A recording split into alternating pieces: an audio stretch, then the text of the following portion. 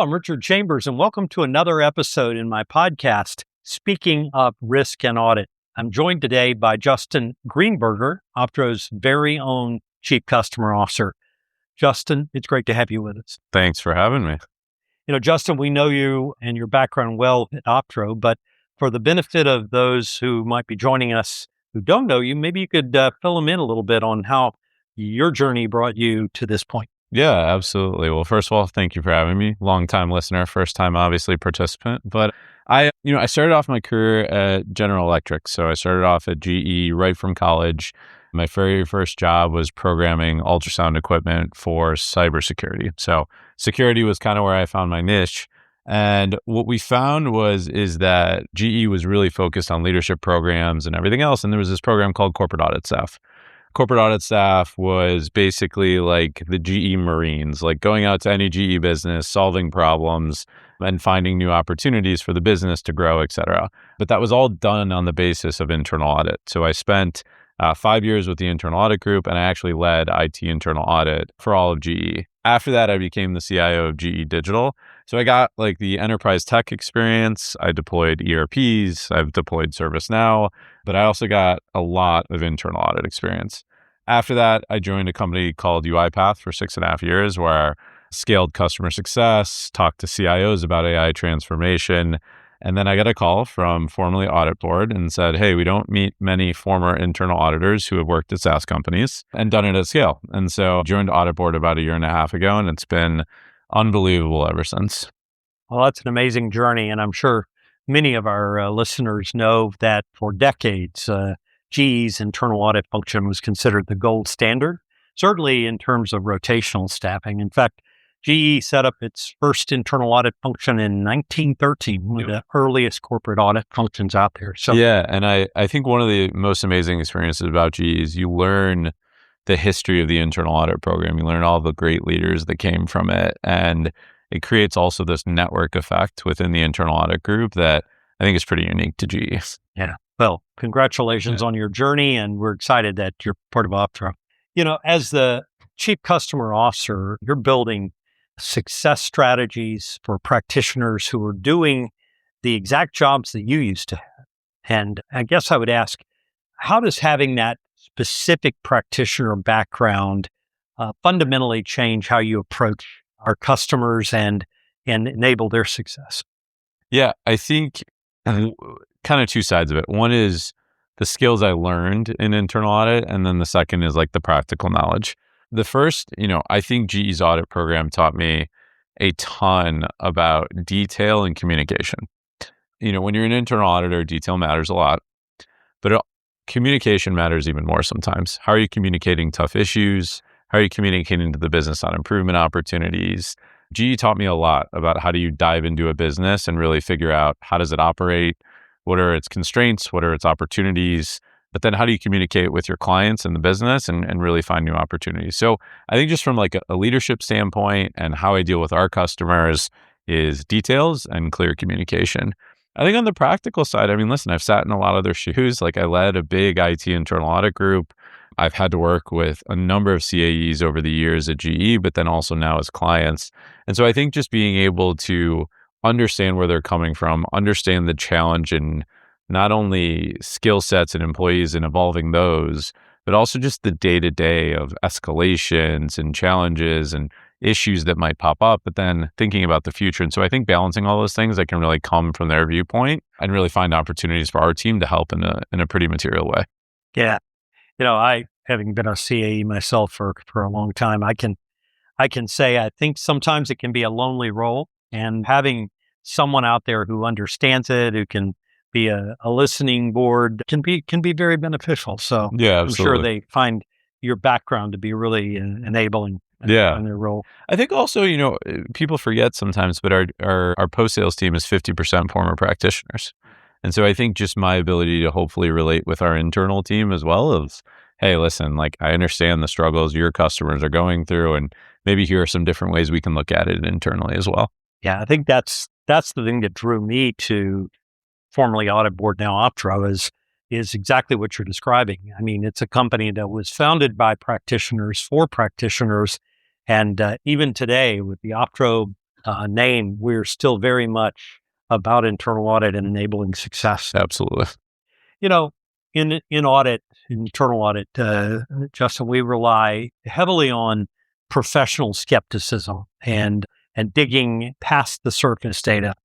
How do you apply those specific analytical audit skills when evaluating customer health metrics, churn risks, or platform adoption at Optro? Yeah, I think there's a couple things. One is data will always tell you something, but context and nuance matter a ton. And so what we really try to focus on is what is the metric telling us, and then what is the storyline telling us? And the storyline is really customer conversations. Like, what are they actually telling us? What is the messages that we get? And I always tell my team this is like every moment matters. And we like to say in our post-sales organization, we're here to make it simple for our customers to get value, period.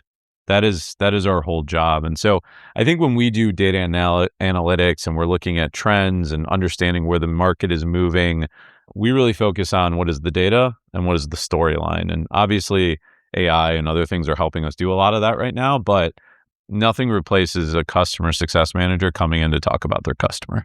Yeah. The internal audit profession at large and our customers more specifically are facing massive disruption in the current environment, from shifting global compliance frameworks to the rise of shadow AI. When you talk to modern CAEs and risk managers, what's the single biggest roadblock you find that they're asking Optro to help them solve? Yeah, I think the single biggest roadblock right now is probably the articulation of value for AI. I think everyone understands what AI is going to bring, but I think being able to articulate it and say, like, this is the amount of projects per auditor, this is the amount of cost savings we're going to get by control simplification. I think that has not been as focused of a discipline as it probably needed to be in the last 5 to 10 years. But I always say this, being in software, it's like at some point in time, someone's going to look at how much they're paying and how much value they're getting. That time could be now, that could be in 10 years from now. But at some point, someone's going to look at this and understand what is the value. And so we're really focusing a ton with our customers on benchmarking, understanding their own usage and saying, hey, here's what your usage has brought you. So I think AI value is definitely a topic that we're having a ton with CAEs, specifically around how do they look at it for their own environment, but then also across the different departments. And that's not that different from historically. I think internal auditors have had to be able to articulate the value they bring, regardless of whether they're using technology. But now you're layering another dimension on it, that you've got to be able to talk about what's the value internal audit brings and what's the value of the technology investment you're making. Yeah, absolutely. And I think we're seeing massive productivity, and we've seen 70% controls automated in certain places. We're seeing a massive involvement in terms of control simplification. So we're seeing it. It's just like, how do you put it together with the team? Good segue to my next question. Yeah. You recently highlighted some really staggering metrics from our customer base. You shared that teams are reclaiming 75% of reporting time and cutting SOX hours by 20% in an era where every CFO is scrutinizing the software budgets. How is your team ensuring that our customers aren't just adopting Optro, but are really continuously proving that level of hard ROI for their boards? Yeah, I mean, part of it's culture. Like internally to Optro, we've really focused on value. What is the value your customer is getting from not only the product, but even our own team? Like, what are they getting from us, and how are they making an impact in their own business? And so I love the repositioning, and maybe it's not repositioning, but like pointed statement around turning risk into opportunity. And so we leverage that in a continuous way. So one way we do that is we hold our business reviews with our clients, and the first thing we talk about is value. We say, how much value do we believe we're getting from the platform today? What are the places we think we could get more? And I think part of our role as Optro and former practitioners is to say, like, hey, listen, you're behind. Like there are very specific areas you're behind, but here are the ways that we think we can help you get there. And being a former CIO, like I hated when a vendor would say, we're everything to everyone. Like we can do everything you want. some of that might be us integrating with someone. Some of that might be us talking to a new department and helping it along. But, how do we make our customers heroes in their own environment and really drive that value? So I think the value conversation is really what we try to bring to the table and really try to make sure that that is a part of the DNA of our team. It's a challenging environment out there right now for chief audit executives because a lot of survey data in the last year has shown that there's a lot of pressure on their budgets. IIA surveys, we've done some things out of Optro. And have you had CAEs who are sharing, hey, we're getting some pressure on budgets, and how can we leverage the Optro solutions to compensate for Yeah. what we're losing? Yeah, absolutely. And I think there's a couple different ways. One is I always talk to CAEs about what are the other programs and initiatives at their company.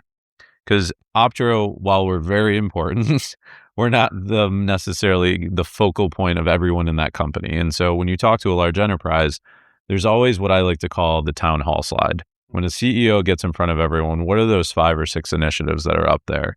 So what we try to work on with the CAE is saying, how does our initiative tie to one of those 5, 6 big objectives for the company?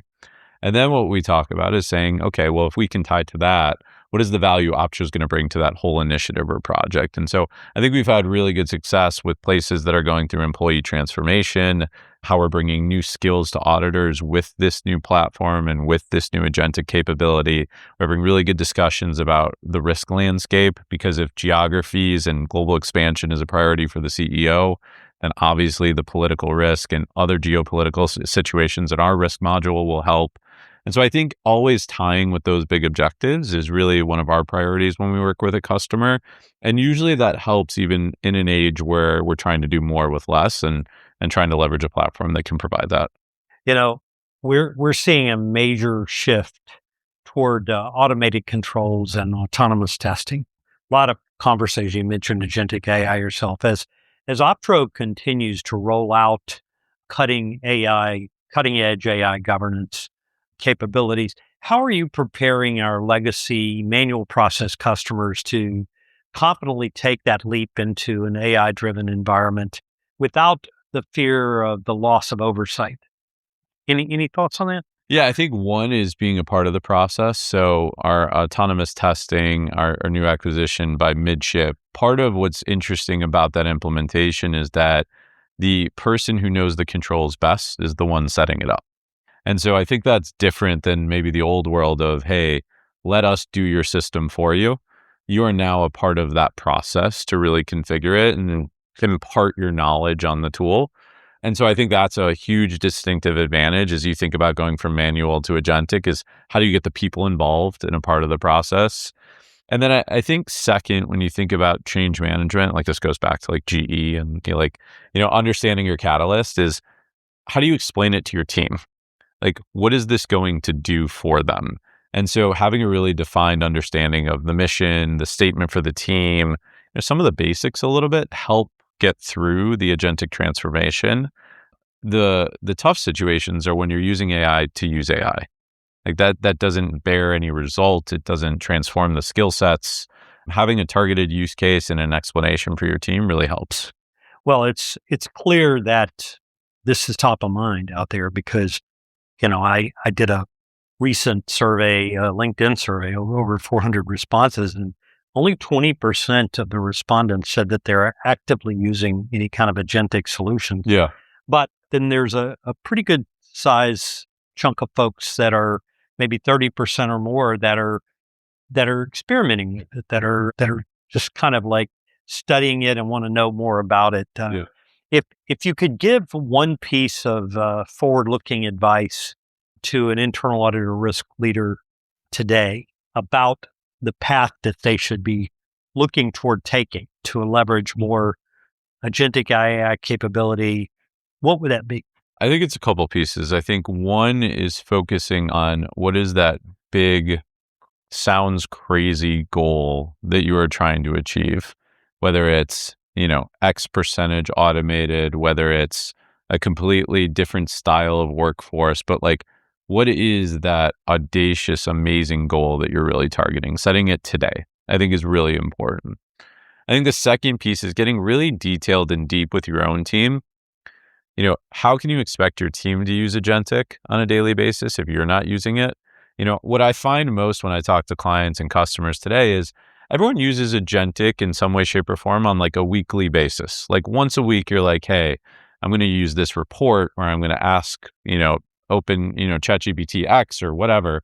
But there aren't many people who are constantly refining their thesis and their thoughts within agentic. And so I think having your leader really involved and experienced in it, I think adds a level of credibility to the entire organization. And then I'd say the last thing to really think about is what is the journey you're going to take your organization through, and how do you show them that at the beginning, like I discussed? What is stage 1, stage 2, stage 3? Because you're not all going to get there tomorrow. And so taking them with you is really important as well.